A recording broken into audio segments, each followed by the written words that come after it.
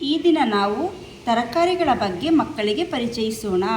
ತರಕಾರಿಗಳನ್ನು 3 ಭಾಷೆಗಳಲ್ಲಿ ತರಕಾರಿಗಳು, ಶಾಕಾನಿ, ವೆಜಿಟೇಬಲ್ಸ್ ಎಂದು ಕರೆಯುತ್ತಾರೆ ಎಂದು ತಿಳಿಸಿ. ಮೊದಲಿಗೆ ಚಿತ್ರಗಳನ್ನು ತೋರಿಸಿ 3 ಭಾಷೆಗಳಲ್ಲಿ ಕನ್ನಡ, ಸಂಸ್ಕೃತ ಮತ್ತು ಇಂಗ್ಲಿಷ್ನಲ್ಲಿ ಮಕ್ಕಳಿಗೆ ಅವುಗಳ ಹೆಸರುಗಳನ್ನು ಪರಿಚಯಿಸಿ ಹೇಳಿಸೋಣ. ಮೊದಲಿಗೆ ಚಿತ್ರವನ್ನು ತೋರಿಸಿ.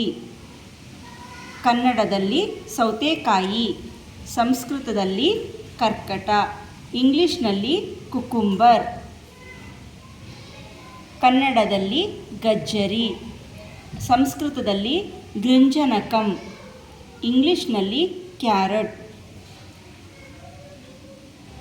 ಕನ್ನಡದಲ್ಲಿ ಹೂಕೋಸು, ಸಂಸ್ಕೃತದಲ್ಲಿ ಪುಷ್ಪಶಾಖಂ, ಇಂಗ್ಲಿಷ್ನಲ್ಲಿ ಕಾಲಿಫ್ಲವರ್.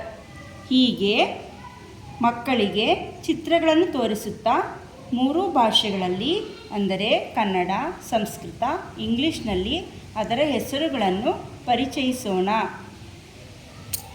ಈರುಳ್ಳಿ, ಪಲಾಂಡು, ಆನಿಯನ್.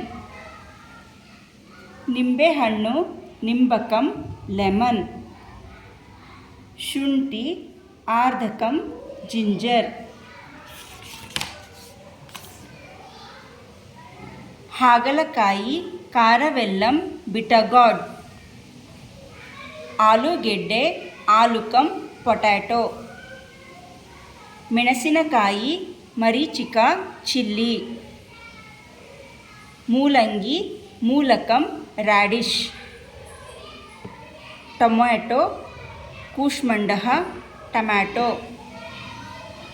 ಬೆಂಡೆಕಾಯಿ, ಬಿಂಡೀನಕಂ, ಲೇಡೀಸ್ ಫಿಂಗರ್.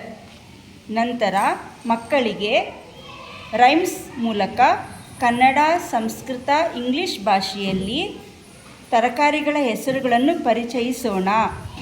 ಹಾಗೆಯೇ ಮಕ್ಕಳಿಗೆ ತರಕಾರಿಗಳ ಚಿತ್ರಗಳನ್ನು ಬಿಡಿಸಲು ತಿಳಿಸಿ, ಅದರ ಹೆಸರನ್ನು ಹೇಳಿಸಿ, ಬಣ್ಣಗಳನ್ನು ಹಚ್ಚಿಸಿ.